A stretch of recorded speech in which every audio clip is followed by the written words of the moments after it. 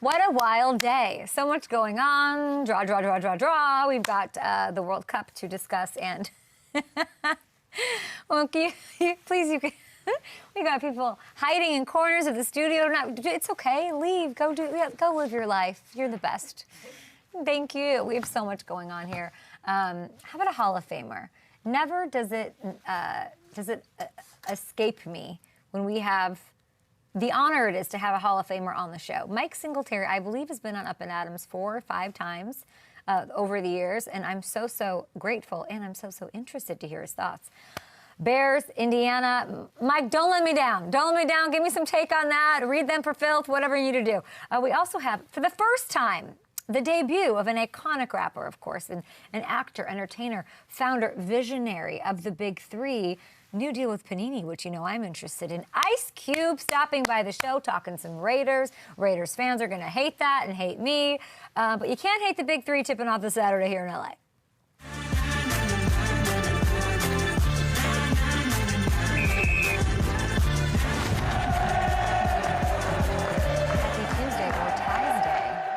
We should call it, as the crowds go wild across the North Americas.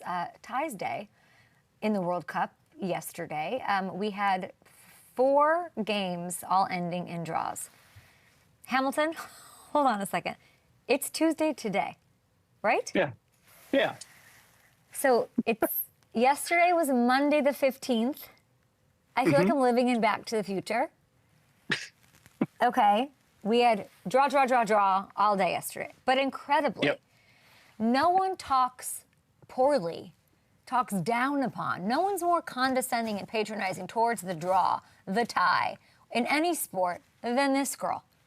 Give me penalty kicks. Give me a tug of war at the 50-yard line. I've been saying that. I was saying that'll be on my tombstone, which might be in a couple of days. Here, that just don't end things in a tie. And yesterday stood, my friend, as a day and an answer to the age-old question of when can a tie be a cool thing? When is it cool to have a tie? Matthew Hamilton, 40-year-old Cabo Verde goalkeeper, Cape Verde for the American pronunciation. I'm a Cabo Verde gal. Vozinha, one name. One name. It reminds me of Superbad. What do you think you are, Seal? You are. You deserve one name. You were born for this moment 40 years later. He blanked Spain. And it wasn't like he just, they didn't score. They were attacking him. They were the Bolton army against one Jon Snow with a sword. This was the coolest thing ever. And why the World Cup is so cool. And for those of you absolute losers out there who have been like wasting your breath saying, I don't like soccer, it's boring, it's not fun, it's low scoring, I'm not into it. What other sport can you become a legend in the matter of an hour? A true legend. And I'm not saying like you're having your 15 seconds right now. I'm talking Vozinha's kids, grandkids, if you choose to have them, great, generationally, when we Hamilton are roaming around like the Jetsons, and we all have an Alice running around, okay? Or I'm talking generations from now, his name will stand for something. Vozinha is going to be a legend, not just for this time, for the World Cup, for soccer fans. Everyone will have a reverence for him. But in Cape Verde, this place that's got like the population of Santa Monica, probably not. Like I think Santa Monica might be bigger. I just made that up. I think, like this is the meaning of this. What it's going to matter, and really not just for him. It is for everyone in that country as this moment. Okay, and we saw Curacao do it against Germany when they were 1-1 for a while there. And I did think at the half, I'm texting you, I'm like, this is going to be a bloodbath in the second half. Because they're taking a shot on goal every 3 seconds. 7 saves, 6 in the box for this guy. We were looking, you and I were on the phone. I couldn't even believe it. 74% possession on Spain, the juggernaut side. Spain, get a grip. Y'all need it. Y'all need Jesus. Where's Spain's base camp?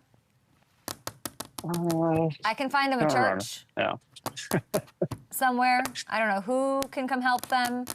They even said Yamal, who no one in my world world was worried about yesterday. He was gonna play. Okay, barely plays, and then of course when they're like, well, like we need something, bring in who is likely at this point in time in his prime, not even in his prime actually. Bring in the young kid for a little spark. They couldn't do shit. Sorry, oh my God, I shouldn't have said that. Sorry, they couldn't do anything.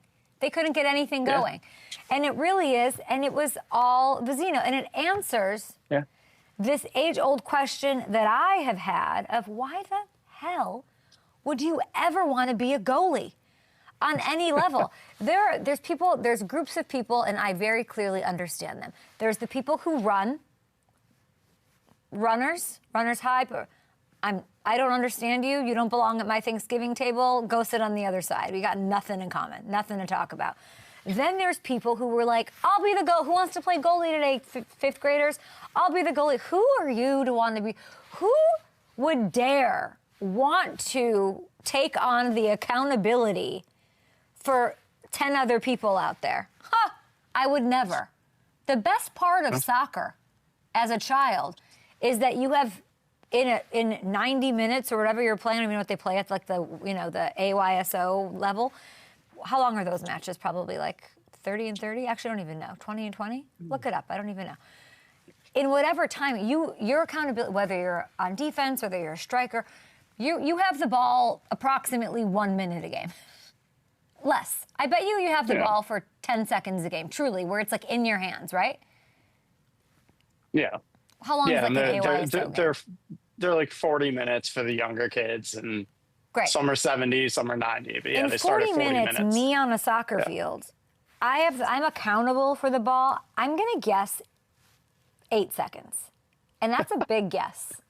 I think that's taking the over on what it... Think about how much you actually have the ball. It's got to be 5 seconds. When you're a goalie, why would you ever want to be a goalie? The worst, and part of it's not on you. It's like being an offensive lineman, but worse. Because you actually touch the game even more. There's not a bunch of you. But it's like being, like I look at Anthony Munoz and I'm like, sure you have the glory in the jacket, but like you don't have a pinky and all you did was get killed when things weren't going well. Every time you're quarterback, you never get the great at an offensive line. The goalie never gets the glory. They just get like completely destroyed when things go poorly, and they usually do with any ongoing attack. Yesterday stood as an answer to my question of why would you want to be a goalie? When you're that guy. Yeah. And I will say this. Spain's a much better team. Obviously, we know that. I'm not worried about Spain. I am just so here for the moment of what all the story yesterday in that match, and I've completely taken our show on. Like, this is not, I'm sorry, I'm on a tangent here. Get used to it. This was, all it was is sheer determination. That's what this was. It was, we are so much more determined than you are, and that's what carried them and did that.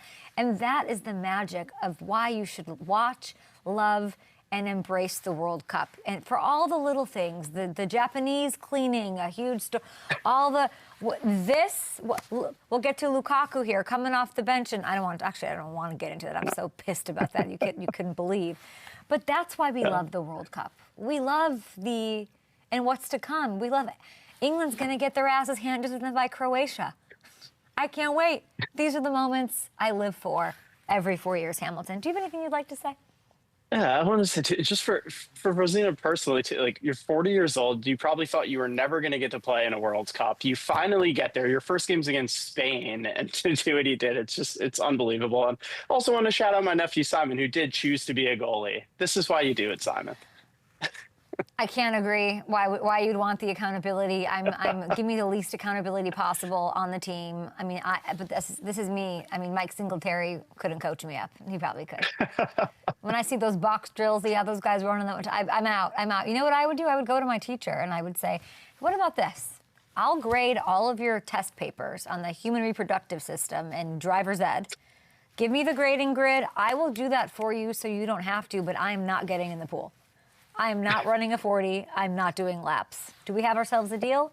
Yes, Coach Franken, Whitney Young High School. We had ourselves a deal. All right, we have so much to get to. We'll get to Lukaku in the break here. The legend. I mean, Mike Singletary is gonna hang up. He's hating everything he's hearing. We'll be back here on Up and Adams. Cup and Adams as the World Cup's underway.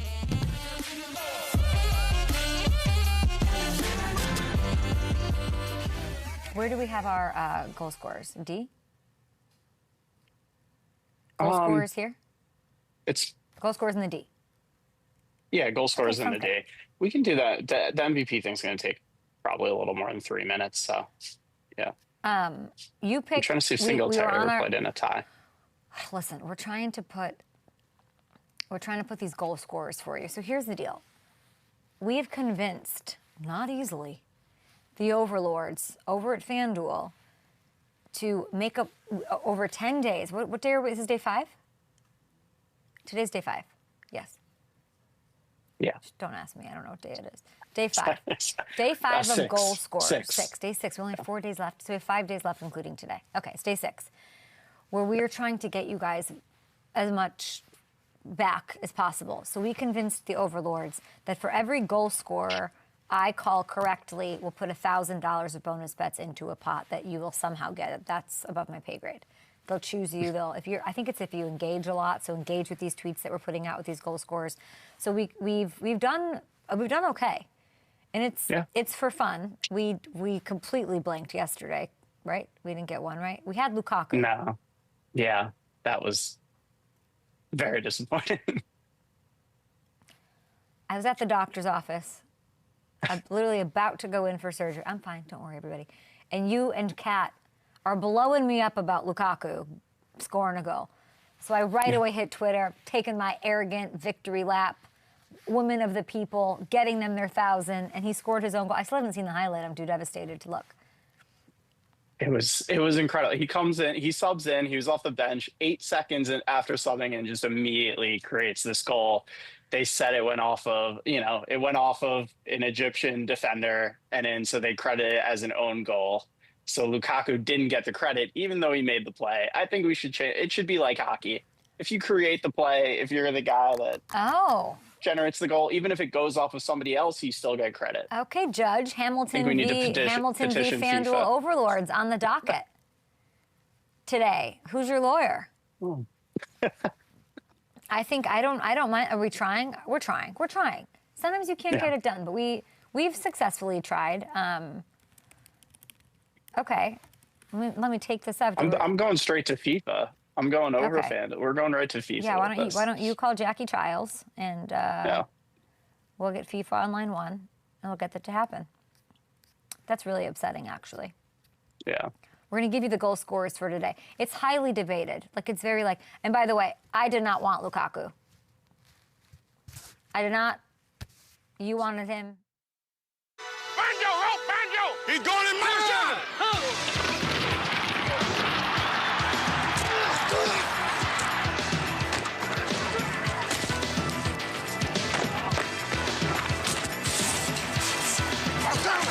You don't have to hold me.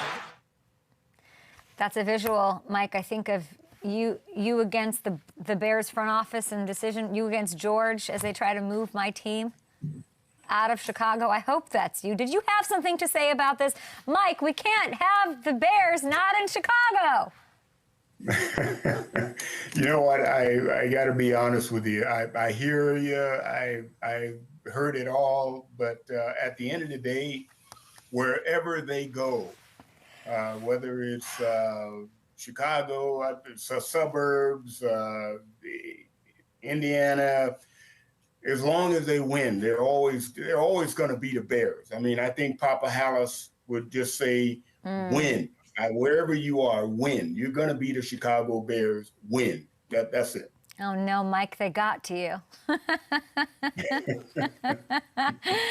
I'm laughing and joking about it because it's out of our control. You know, you just kind of, you hear it, you got to accept it, you got to move on. Coach's mentality, next game up. I am curious how you feel and how you see it as a Hall of Famer, the idea that the new proposed stadium will have a dome. How do you feel about that? Well, obviously, as a player, if I got my player hat on, being in Chicago, that was the thing that attracted me to Chicago. Is after the fall was over and here you are in winter and teams have to come in and play the Bears, and the smoke coming out of your mouth, snow on the ground is cold. Guys don't like to be hit in the cold. So obviously I love being outside, but put on the management hat, ownership hat, and I want to be doing more than just football in the wintertime. I want to host other things in the Dome. Chicago is such a great city and a great attraction that so many other venues could be there throughout the year. So I get that too. Why don't they just move it down to Cancun where you were on vacation recently then? Why don't we just, nice 80-degree and sunny all week, all year long? I didn't say go that far. I didn't say vacation mode. A flight. I could probably get there in the same time it'll take me to drive my butt out to Indiana. maybe not quite. You recently, you were recently on vacation, but listen, like you defined Chicago, like the Dome thing. It's going to take a little bit of getting used to, and Chicago's so sticky too, right? Because it's not like a new fan; it's the oldest fan base, right? It is maybe even the slowest to sort of adapt. It's going to take a little bit of a minute for everybody to get on board, and you sort of helped define what. You did help define what Bears football has been, largely, for most of this generation, past generation. So as somebody who helped build that identity, what is the one thing that the Bears better take with them in this move? Whether it's something physical, whether it's something that like you love in that building, what can't they afford to lose? I think it's the tradition. Everything that Papa Bear Hallis envisioned the Bears being. I mean, he was a tough football man, tough football family. And I just think that when you think of the Bears, there's always going to be the Hallis heart on that field, wherever the Bears go. And to me, that's really the bottom line. Do you think fans will ever get over this? What do you want to say to Chicago fans? Well, once again, I just want to say at the end of the day, if you're in Chicago and you're trying to compete and you can't compete, if you're the Bears and you can't compete the way you want to, the way you need to, maybe because you're not getting the amount of revenue that you need. I don't really know. Yeah, same. But at the end of the day, I know that some of that or a lot of that is financial. And none of us are privileged to that information. But when it gets down to it and you start talking about bringing in some of the better players, the more attractive free agents around the league, you want to be able to compete the way that other organizations are able to compete. That basically bringing in all of the revenue that the organization is establishing.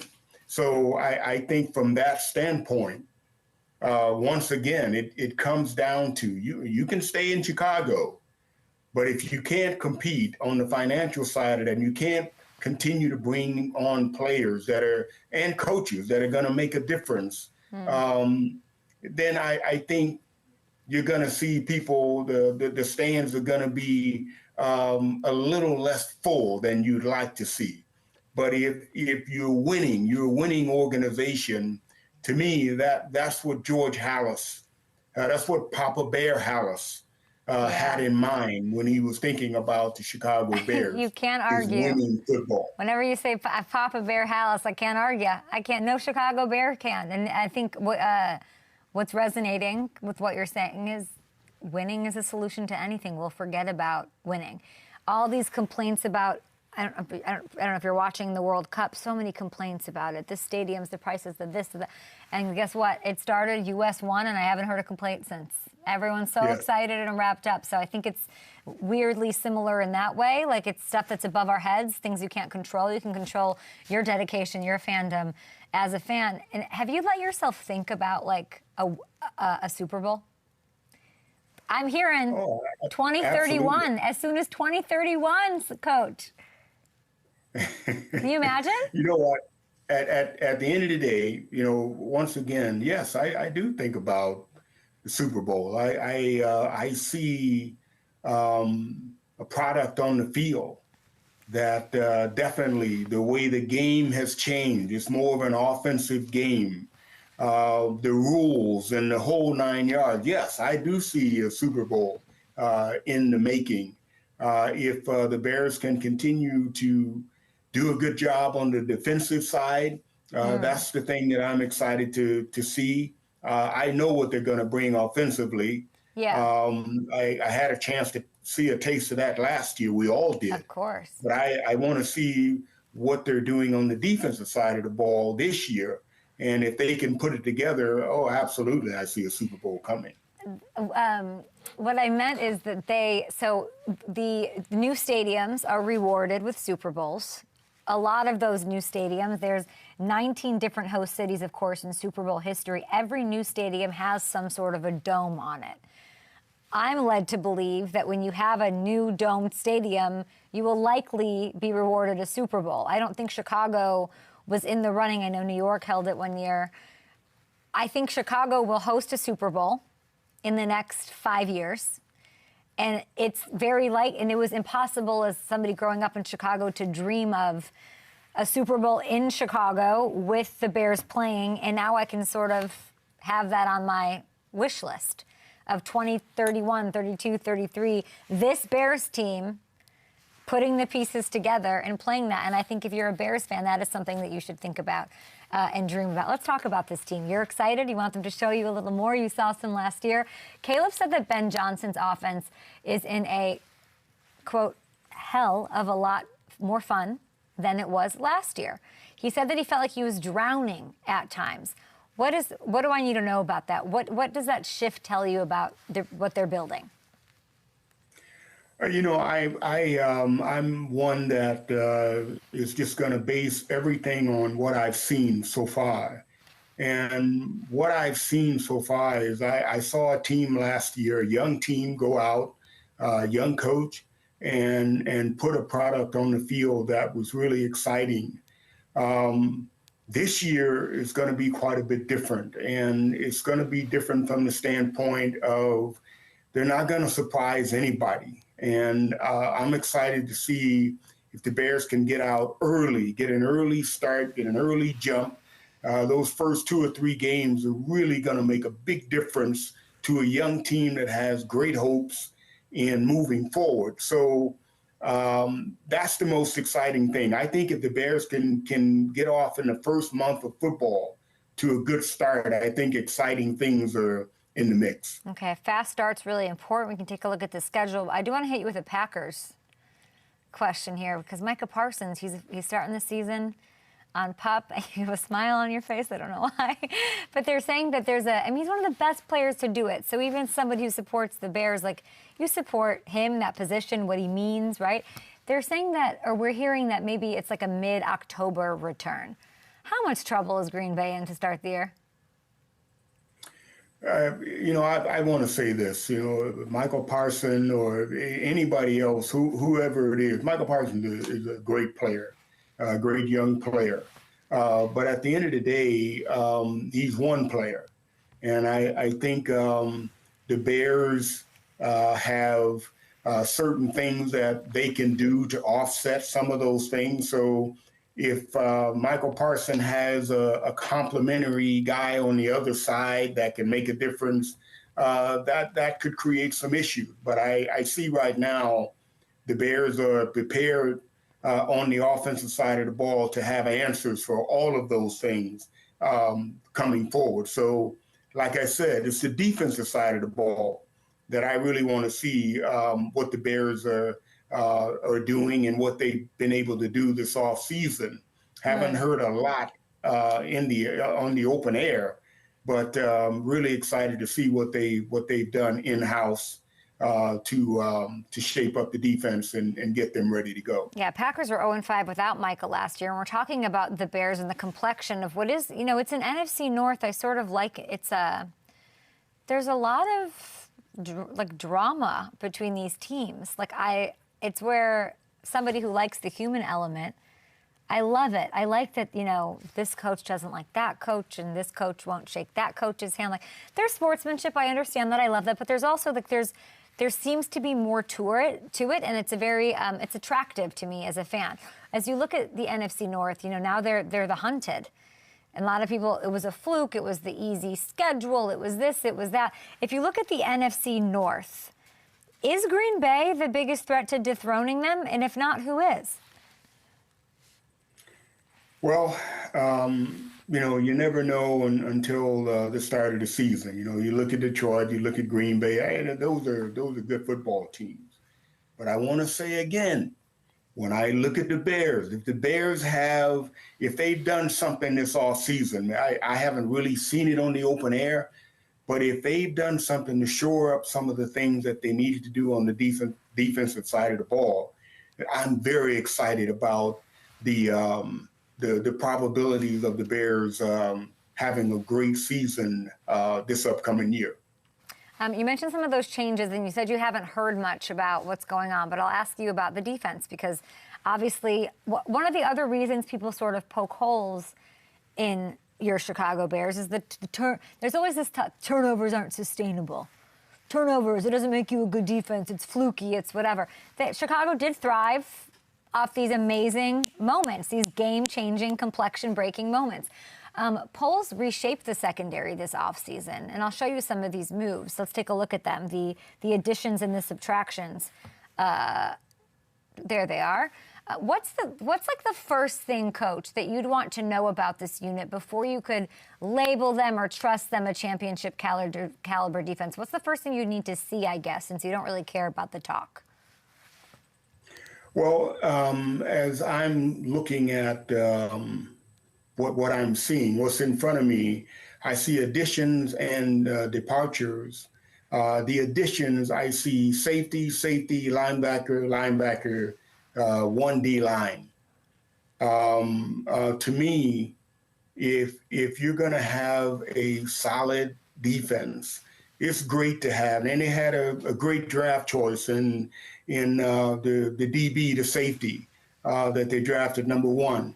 And but for me, at the end of the day, as you get deeper into the season, we all know that you got to be able to stop the run. Even though it's a pass-oriented league, it's a pass-oriented game, once you get into the fall, once you get into the meat of the year, toward the last month of the year, you've got to be able to stop the run. I don't care what comes or goes, you got to be able to stop the run. And if the Bears can just continue to, maybe they have some young guys that they can develop. They have some people up front that they can make happen. But it's one thing to go out on the field and try to say, okay, we're going to match points, and maybe they can do that. But at the end of the day, I believe that you have to play solid defense. In order to play solid defense, that front seven has to be solid and be able to work with the unit to stop that run and make them more one-dimensional, where they have to throw the football. Now you're playing a different game. Coach, were you impressed with Dennis Allen? I'm sorry? Were you impressed with Dennis Allen? I was. Absolutely. Can you tell me, like, what sort of stood out from your eyes? Because obviously you got to have the players, whether they're young, old, fronts. As the maestro, what did you make of him? Well, the thing that I'm excited to see, I was impressed with him last year. I think this year, in the first month of the year, I'm really excited to see how he and Caleb Williams continue to build that relationship.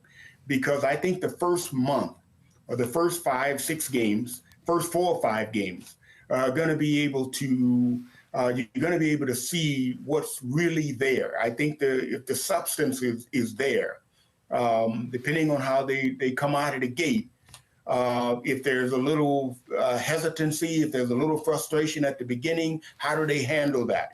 But early on is really going to make a difference, and so I'm looking to see how that goes at the beginning of the year. But yes, I was impressed with him last year, and very excited to see how he comes out of the gate this year. Amazing. With the Bears team. I want to show you something. Now, we live What's your relationship with AI, Coach? Do you like artificial intelligence? I can't imagine you do.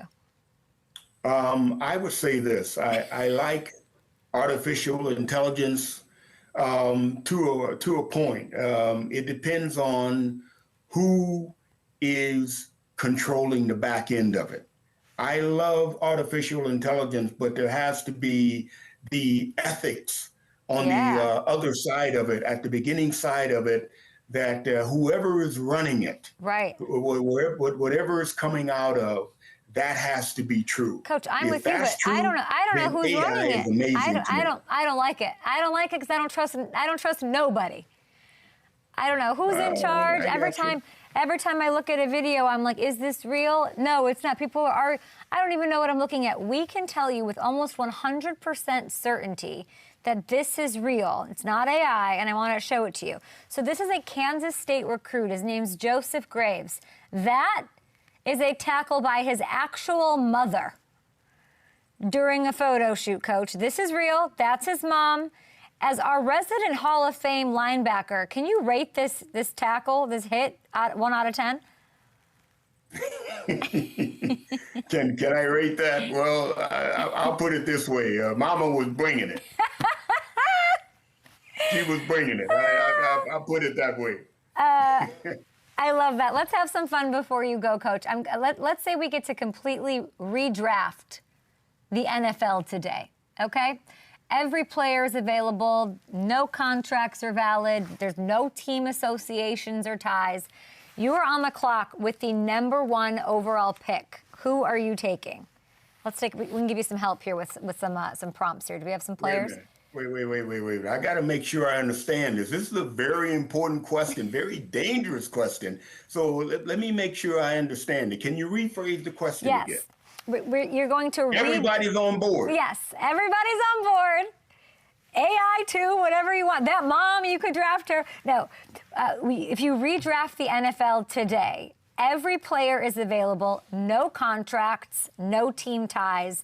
So you could go, Burrow or May or Caleb or whoever. Who would you pick? Myles Garrett. Myles Garrett's available. Who would you take #1 overall? Depending on what I've seen in the past few years, depending on how the rules of the game has changed, hands down, I'm going to take Patrick Mahomes every day of the week. But Caleb Williams is in that mix. Why Patrick? People are down on Patrick, Mike. People think the dynasty's over. He shouldn't have gotten paid. He's old. He's 30-freaking-1. Why Patrick? Yes. Because Patrick is a leader. I see a lot in the young kid in Chicago. I see a lot of Patrick Mahomes in him. He may not want to hear that, and that's okay. I like that too. But at the end of the day, when Patrick gets in the huddle, they listen. When things are down, they listen. When he's speaking to a player on the sideline, when he's talking to a guy in the huddle, they're listening. And to me, that's respect. That means that kid is working hard. He's leading the way. He's doing something that exemplifies this is where this team wants to go.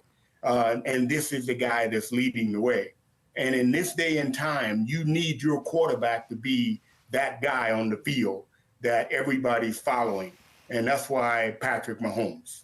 Mike Singletary. And that's why the kid in Chicago is not far behind. Is what? What did you say? That's why he what? Is not far behind. Not far behind. Okay, so I want to make sure that was clear. I could not be more appreciative as we say goodbye to you right now because I keep hearing this negativity about Patrick, and he didn't deserve the money, and why are we? And you say he's the best player in the NFL, who you would redraft #1 at the age of 31 with 3 rings, with 10 more years to win, probably at least 2 is where the safe money is. Coach, thank you for making me sound smart to the fans in the world out there. You're the absolute best. I can't believe you come visit my show sometimes. You're the absolute GOAT. Hall of Famer Mike Singletary. Enjoy the rest of your summer. Cancun looked great. Thank you. It is. God bless. And I better see you in Indiana. Actions speak All right. louder than words, my friend. We'll talk to you soon. Ice Cube on the show. Is there any more exciting team than the Raiders? How about Big Three? How about Panini, baby? Ice Cube next. That's fine. It's not. Oh, it's not? It's done? We're done with that? Interesting thing to not tell me before. Can you tell me a little right now? The gist?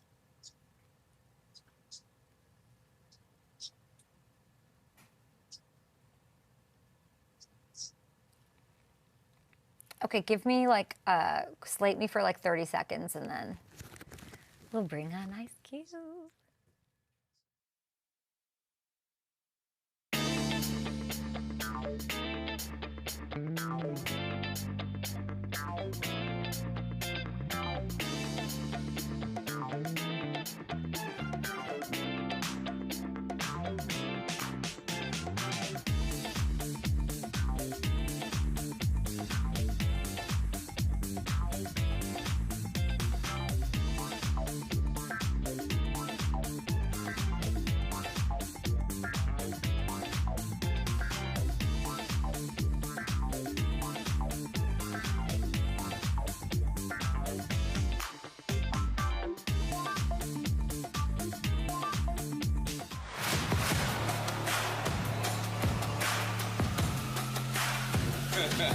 Late in the game.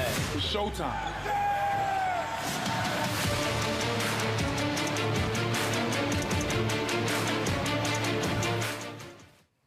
Rapper, entertainer, mogul, and maybe most interesting and maybe most challenging to pull off so successfully. You built a league, Ice Cube. I'm just thinking about this. I'm watching the highlights. Congratulations on the Big Three, of course. It's coming up season 9. When I hear season 9, I can hardly believe that. And when you look back at those 9 years and what you've built, where does your head go? It goes to the players. It goes to the people, the coaches, the Hall of Famers that stuck with us, now for 10 years, actually, because we don't count the COVID year. But they've been with us for 10 years now. And it's all the people who love the Big Three, the fans that are so bored after the finals is over, waiting for the NFL. And, we give them something to get into in the summer. People think they're about to have a basketball hangover. But no, this Saturday we start game 1. It's only 10 games, so Yeah. there's no management in the Big Three. So here we go. Ice, you have like the fact that Gary Payton is coaching. It's all the thing that I find so impressive. I mean, from a business perspective, do you know how often I'm pulled into a Zoom meeting if we're trying to start a league? We're deciding we're doing, and it's okay, and you go through the deck, and you're and then it flops. And it is, with perfect timing. It's not all timing. It's star power. It's fun. It's competitive AF. I want to know a little bit more about why you think it's worked. And it's such a testament that you've got Michael Beasley, who's incredible, and Joe Johnson. I mean, it's true. Dwight Howard was I'll do it 1 year, right? I'll do it 1 year. And then it sticks. Why is it sticking? Is basketball the way you love to see it played? If you really look at what the product the NBA is delivering, there's a lot of complaints for a lot of different reasons. But now with the Big Three, they love how we play. Defense is definitely, part of the DNA of the league. And it's mano-a-mano. You know where to run, know where to hide. You have to be an all-around player. You have to be able to pass, dribble, shoot, and defend, or you're going to get locked up in the Big Three. So it's pure basketball. It isn't about the refs, I think, is another thing we can add to the list. I think a big part of it from the fans that I hear from is that you let the players play. How important is that? Yes. I think they love it. Fans definitely love it. And I think the refs love it. You know, they don't want to be quick on the whistle. We want guys to go all out. We want a sprint. We don't want a marathon. So first to 50 win, and it's hard to get a win in the big three, but our game is calibrated to a point where if you know how to play and use the rules, you can win. You can always come back. There's no lead that's insurmountable. So, like I said, it's a great game, and we got the best in the world with the big three. Who's the best in the world that you want? Who's the dream get for you to join? Man, who wouldn't want Steph Curry or LeBron or KD or Kyrie Irving or something like that? But I only want them if they still got a chip on their shoulder. Ooh. If they still got something to prove. We don't just want your name, we want your game in the big three. So if you really retired, see, our players aren't retired. They'll join the camp tomorrow if they get asked. Ice. You know, they ready to go. Ice. If I can call you Ice. KD. Call me Cube. Call me Cube. Cube. Yeah. Sorry. Yeah. What an idiot I am. Wait, KD would be insane in the big three. Really? And he always has a chip. Always. KD would be insane in the league. How do you recruit? Are you just like, hi, I'm Cube? How do you recruit? I mean, we have a great team of people, you know, from Deion Glover and you know, our guy Thomas Scott, Shout out. who now is going to be the GM for the Pelicans G League team. So that's great for him, you know. But you know, we got our fillers out there. You know, we got people out there like Steven Jackson, who's talking up the league. Gary Payton talking up the league. Of course, the coolest commissioner in sports, Clyde Drexler, is out there helping us. And former players who've played in the big three loved it, you know, and they tell guys that, you know, if you still want to go hard, that's the way to go. If you could choose, I cover the NFL predominantly, Cube. If you could choose 3 NFL stars, current or former, to start in the big three, who are the 3? I mean, I'll take Myles Garrett right now. You know what I mean? He definitely can ball. His brother actually plays for the Miami 305, Sean Williams. Okay. Who won the championship last year. With Beasley. Yeah, you know, of course, you know, T.O., a couple of years ago, I think he could do it. You know, he was, you know, a pretty good baller. And, you know, I don't know who else. You know, I'm kind of stuck. You know, who could play well with Myles Garrett and 2005 T.O., 2010 T.O. Let me think. I'll have to think about that. But I can't. I don't know. You're the point guard, really. You're not going to pick somebody on the Raiders? I don't know. What are we doing here? I don't know what kind of handles they got, you know? So I love it. I'll have the fans pick that out. You mentioned Miami. I mean, they did win last year. What does Michael Beasley and his squad have to do to become repeat champions? And that would be, and you guys, the trilogy did it in 2021, 2022. What do they have to? What does 305 have to do to repeat? Just stay together. You know, they're the team everybody's chasing. You know, in the big three, the champions have to run it back.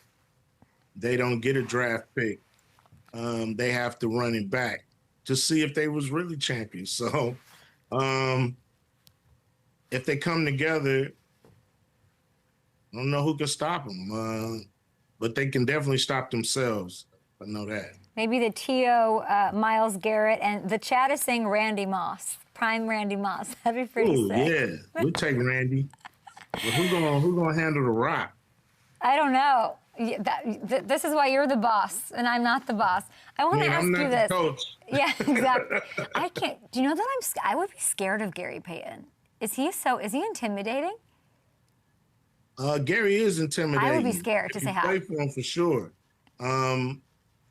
He's a great guy, no nonsense though. So if you're not full of nonsense, you shouldn't have a problem. Well, then I will not be saying hi. Here's my question: when people come and they ask you, like I was saying, it's so impressive what you've built, but even just to get it on the ground, what have you learned about business? What have you learned about this throughout this time?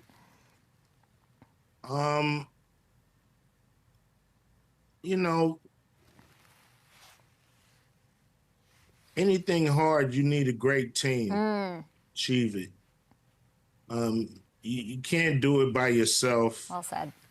You gotta try to, put great draft picks in great positions to try to help you win.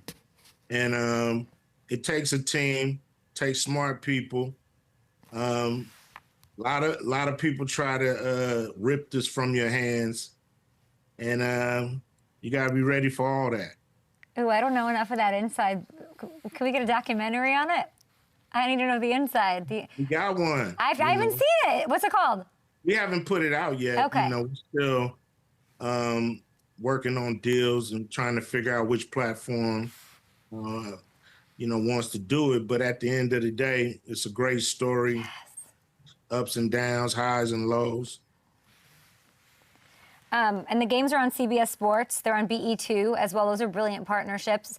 I love Panini. Oh, they're on big CBS. Yeah, I know. Not just CBS Sports, but big. We're on CBS, big CBS, okay? Big Eastern, 3, big June CBS. 20th. Yes. June 20th. Yes. Okay, that's when the season's starting. So excited. Season 9. You have a partnership with Panini. I love Panini. I think that it's like very family atmosphere. Anytime I get to work with them, it's a 10 out of 10 experience. And you got them to produce, you guys are doing trading cards for the big 3. That is incredible. Can you tell me a little bit more about that? Yeah, we're very proud of the deal. Grateful that, they're doing a multi-year deal with the big 3. We have some of the biggest names in the world playing the game. And, they deserve to be, traded. And as far as trading card goes, they deserve to be, cemented and, celebrated. And, Panini is the way to go. And we're going to do clever things outside the box, things that excite the fans. And, we're just excited for the future. Do you have a trading card that is like coveted to you? What any sport, maybe it's Raiders. Is there one that you would love to have? That I would love to have? Or have? I don't know what you have or don't. I would love to have, a rookie Jordan card signed. Yeah. Who wouldn't want that? Okay, Panini. Jason over there, Panini. Send it on over. So, that would be amazing. We have a Shaq rookie card signed. So that's awesome. I'm pretty sure that's worth, a ton of Papa John pizzas or whatever. I need to see are you producing the doc? Directing, producing? Yes. Me, Q Vision, me and my company, right. Producing it along with Big 3 and, some very cool people. And we've been shooting it for 9 years, so we got a lot to show. But it's because you directed the 30 for 30 on the Raiders, which is iconic and amazing, so I can't let you leave without even just talking about how you feel about these Raiders right now. It feels like a different time. What does it feel like as an actual fan right now for you? To me, I always want to wait till they get on the field. At the end of the day, everybody's hyped in the spring and in the summer. But till they put them helmets and pads on and it's live, we don't know. Everybody's a rookie, or not a rookie, but everybody's new. So we got to give them time to gel, time to come together. I've heard you say that. I've heard you say that. You sound like it's smart, like undersell, over deliver. You want this, you know, that fan base. You want them to be patient, right? At some point, we got to be patient. We can't just, you know, give somebody a year or two and just throw them out, year two, throw them out, year two. You know, at the end of the day, we got to stick with a game plan and see it through. So here we go again. Have you talked to Fernando? No. You won't? I try not to talk to the players. You're so cool. I try if not I to. were you, I would. If I were you, I'd be like, I want to be on line 2. I want to be on Zoom in the draft room. They better put me like, here's my thoughts. I want to meet this cat face to face. You got enough people in their ear. You know what I mean? That's why you're so cool. I just want to go watch them get down. They don't have to think about me. They just think about what they need to do. In your ideal, do you want Cousins or Fernando? What you say? Cousins or Fernando? Fernando. You know, Cousins is cool. Week 1. But Fernando's the future. Well, I mean, he can come in whenever he's ready. I don't want him to come in before he's ready. If he's ready week 1, we'll take it. But if he's not, then he should don't bring him in until he's ready. Why? What's the reason? Why don't you coach? No. Why? Well, that was a big no. Oh, no. Why? I'm the president of the Raider Nation. You out there coaching. That you are. You're also a huge Laker fan. There's some speculation surrounding LeBron. I don't follow this stuff. I just want somebody. Cube, just call me when it's done, wherever he goes. Who do you want to see with Luka in purple and gold next season? I mean, Giannis would be nice. But Shams on line 2. He'd be thrilled. Giannis would be nice. Giannis. Yeah. Okay. Why? No. Well, I just think it'll put some athleticism down low, you know, real all-star. Not saying, you know, taking nothing away from the guys that's playing down there now, but, you know, we'll put an all-star on the court who can handle scoring and defense and all the good stuff. Re-energized in Los Angeles. Why not? Why not? Last one for you. 24 Jump Street. 24 Jump Street. What does that laugh mean, my friend? That laugh means Captain Dixon is going to be back on their ass. Yes. Have you seen a script yet? Yeah, I've seen it. Tell me something. No. What? Tell you nothing. We're best friends. Tell you nothing. What do you mean? You know what I mean? It's funny. I'll tell you that. God, is Captain Dixon just the best character ever? It's amazing. He is because he's you know, you've seen 1,000 over-the-top, mad, black police captains or whatever. And so I want to be even crazier than them. He's the best. You know what I mean? Like, I want to be the craziest one. Who's the second craziest one? I don't know. That dude on Beverly Hills Cop always come rushing back to me. You know, the cop who was on Eddie Murphy's. He was on Eddie Murphy's ass. Who is that? I'm trying to think. I don't know the guy's name. I think he was actually a real Detroit detective or something. But I've never seen that movie. He was. I called you Ice, and I've never seen Beverly Hills Cop. He mean. You haven't seen Beverly Hills Cop? No. Look how you got homework. I got homework. I got nothing. Hell yeah. Are you watching the World Cup? Some of it. You got homework then. I got work to do. You know, I know you're the founder. To put on. I can't believe you're not going to tell me anything that's going on in the script. Nothing. Not Nothing. one thing. Not one thing. Not one thing. No. All right. Well, there's no script for the big three, and we'll see it. It is the 9th season. Congratulations, truly. June 20th in Los Angeles. I'd like to go. Tickets, by the way, everybody can go to big3.com/tickets. And you're also touring, and fans can pick up tickets to see you in concert at icecube.com/tour. Cube, it's been a pleasure. Good luck to your Raiders. Anytime, every time. Thank you. Hey, you're the go coolest. Raiders, go Lakers. Go Raiders, go Lakers, go Captain three. Dixon. Big three. We'll be back after this. Hey. Thank you so much, Cube.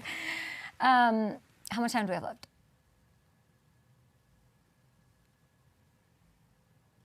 Okay. Let's do this, guys. I've never felt so uncool. Of course, FanDuel powers our show. Biggest stage in the world. FanDuel is changing the game. Sometimes your player gets subbed off and your bet goes with them. Not anymore. FanDuel Super Sub. This is very cool. If your player is subbed out, guess what happens to your bet, baby? It stays in. That's right. If your player leaves the party, your bet continues on with the substitute. So let there be goals this summer on FanDuel. Okay. Yesterday sucked. It was draw-palooza. I want goals, more goals. And there's some heavy hitters. We're all excited about USA and this and Cure. The big boys are here. Big Brother is playing. France, Norway, Argentina, all in action this afternoon. So let's take a look at my picks for today. Remember, for each guy that scores 1,000, you can see, of course, Mbappe's on there. You guys can just reveal all of them, please. There we go. Musa! My good friend Jod. I said, he's from Jordan. Whole family's in Jordan's family. I said, who's scoring? Who's scoring for Jordan? Musa said it right away. He went to Portland to see him. He looks good, feels good. He was smiling.